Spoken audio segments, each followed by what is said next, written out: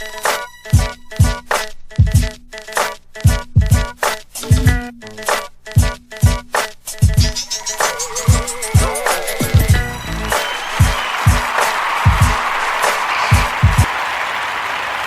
everybody, this is Krewella DeVille of React Radio. This is guys for React Radio. We live at Classic Cuts. How y'all doing today? No, we're live at the Hideout, right? Yeah, you know. All right. I'm so used to saying I'm sorry, you know, but new location, same information. New location, same information. Get familiar. Better. But we just wanted to discuss about some of the topics and some of the people we interviewed recently. One of those being was Mr. Norman Young, and he just had the 2017 Fatherhood Summit, Fathers Matters. Now, how was that? And I was able to attend. Took my sons with me. It was a nice turnout. It was pretty great. He had a keynote speaker, Cole Williams. Gave out a lot of good information. And it wasn't just like a meeting where people just met and just seen like, okay, I'm a father, I just came here to, you know what I'm saying, be present or whatever. It was actually, you know, he broke it down to like 4 different groups and everything, you know. People went to, you know, different classrooms and he had different speakers for each group. And it was very informative. Well, let me ask you what type of topics they went over in these groups. One of the topics was father's rights, understanding your rights as a father, and that's dealing with, you know, friend of the court. And the presenter of that was Mr. Jason Walker. Another topic was nurturing fathers. Fathers are new nurturers, presented by Mr. Timmy Smith. And then Mr. Cole Williams, his topic, the keynote speaker, his was son of an absent father, breaking the cycle of absent fathers. That was pretty dope indeed. Co-parenting, putting the child first, was presented by Mr. Norman Young himself and Tony Jalifi. And then another topic which was interesting, I actually went to this one myself, was advocating for children with autism and ADHD, presented by Miss Maggie Foster. Now, was for the one that you went to with the autism, was it detailed or was it just a broad overview that they were giving you? It was pretty much detailed. Honestly, I wasn't able to stay as long as I wanted. So I had to go to work that day. So I was only in there for about 20 minutes. But she pretty much broke down, you know, what autism is, ADHD, as far as like kids, or how you diagnose kids with autism and how you have to observe and everything. And as far as like the aspects of like the different insurance and everything, and the waiting list and the process and the people you have to talk to and everything. But one I did go to was the co-parenting, putting the child first, by Mr. Tony Jalifi. That was pretty interesting, and it was pretty much, he broke it down saying like, you know, you really have to co-parent, you know. Whether you're a couple together, you're living together, you're a couple, or if you're not a couple, it's important that the parents get along, because the kids see that. Yeah, I agree. You know, you don't have to, you know, be a couple, you know, so to get along for the sake of your child. And that's simple stuff people should know, common sense, but you know, all people don't have common sense. Yeah, and common sense and ain't pretty common, much what he was how he was breaking it down, you know what I'm saying, the emotional aspect of it, like he was saying, like, you know, our brothers be, you know, that's my baby mama, like, you know, I feel like I own that, so I don't want nobody else around my shorty, this and that, but you're not trying to do anything for your kids.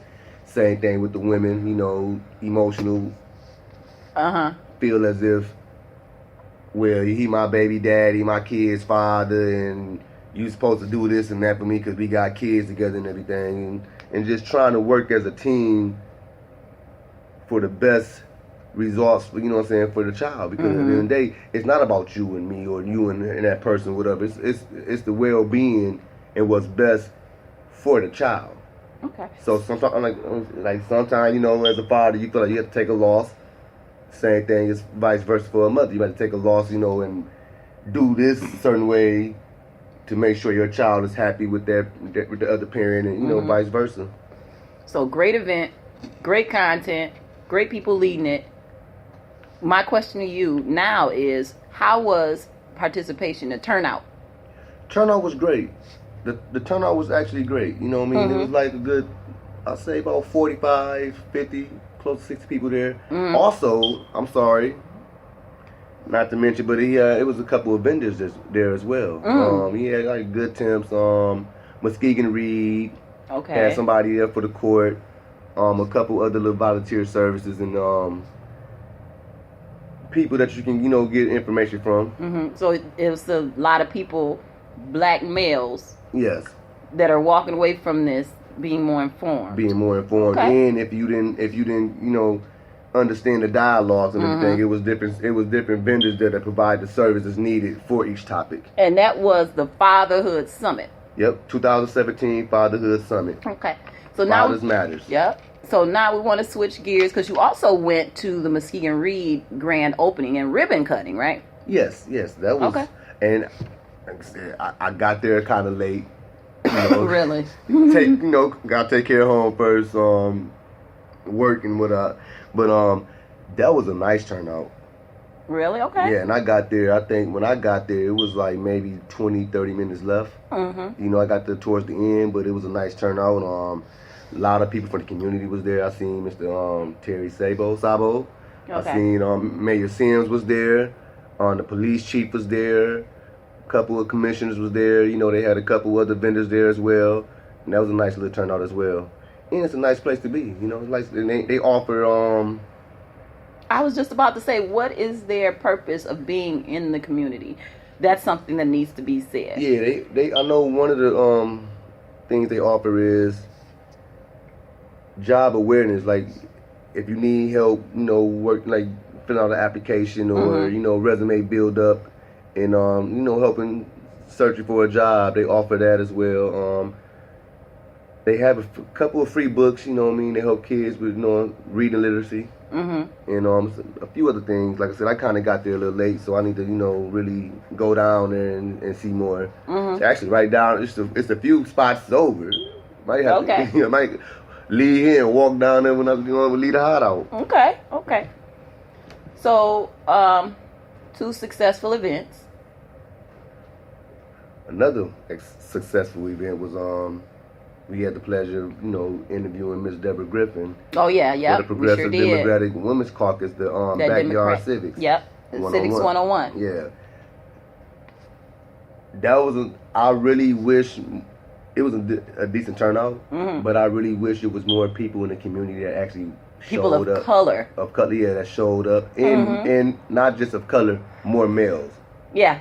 Because like I was telling you, when I went there, I counted on my hand, it was only 5 males that was there, including me. And another colored brother, which was Mr. Floyd Cook Jr. He's running for city council for the city of Muskegon Heights, and a couple other people. But it was a lot of things that I learned there in a short period of time that I thought that I had knowledge of that I really didn't have knowledge of. As far as where I stay at, my address. Okay, my address says here. I'm thinking, how they broke it down is like, okay, you can say you live in a city, but it could be the city, the county, or township, or a village. It all goes based on your address and demographically. And then they was able to explain as far as like the different powers of law, as far as like executive, legislature, judicial, and the federal, state, county, city, town, village. Also, the schools have their own board and system or whatnot. So that was very informational, educational as well.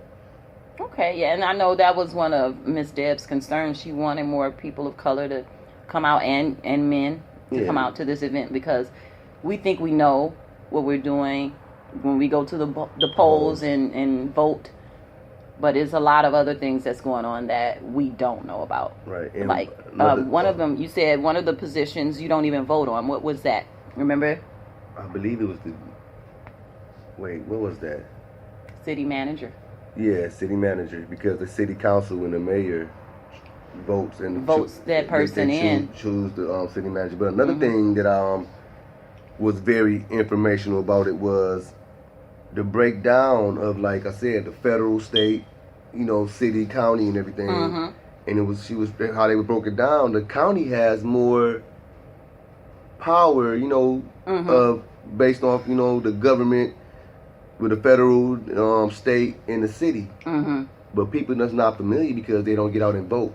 And then they was breaking down like as far as like the different terms. That's why you might get to like a city or or a state legislation and see like, well, wow, this man been representing us for the last 20 years because there's no term and people not getting familiar, not getting involved. Mm-hmm. So most of the time when the election comes, half time they don't have nobody to run against them, so that seat is just available. They just take it over. Wow.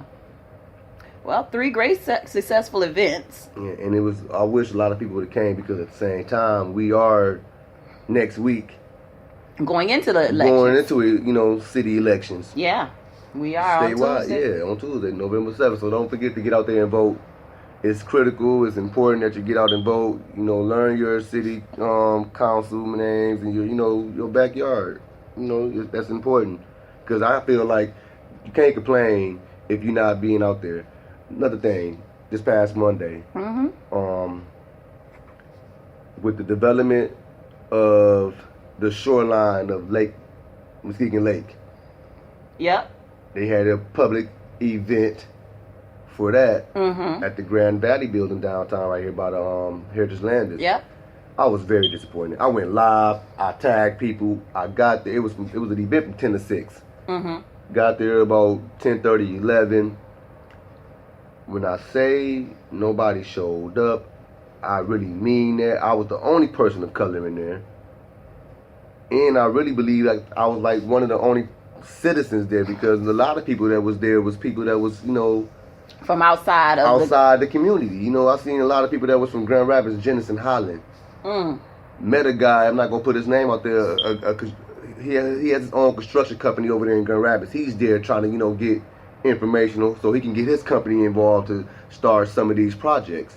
Wow. And it was very informational. Like I know they was getting frustrated with me because I was asking a lot of questions. Like one of my biggest concerns was, okay, we have all these projects coming up, so that means it's going to be some type of employment.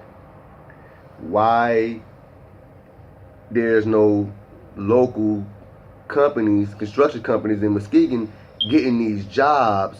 Why are these jobs getting to these companies outside the community, and they bringing companies from Grand Rapids and Detroit, Rockford, whatever, Holland, and then they bringing these companies here to do these projects, but then we are not getting employed. And there's a lot of people here that have the skills and the trades to get these jobs done, but it's not happening. We allowing somebody outside of our community to come rebuild our own community. But that's the thing. We, like you said earlier, you can't complain if you don't get out there. Get out there and get involved. So if you're not going to attend these meetings and know about, hey, you could possibly bid in a contract for your construction company or whatever it is that they may need down there. Mm-hmm. If you don't go, you don't know that. You don't know that. And they have a lot of ideas. Like I said, they talking about building houses on top of the water. You know what I mean? They talking about having water taxis. Mm-hmm. Yeah. Import, outport out there by the tops. We already seen they building a man-made lake over there off of Terrace Plaza. Yeah. Apartments, all them lots over there. It's gonna really be developed. Yes. Within the next 5 years, it'll be up and running, and then we'll see a different shift in our community, and that's something that we probably want to prevent. Yes.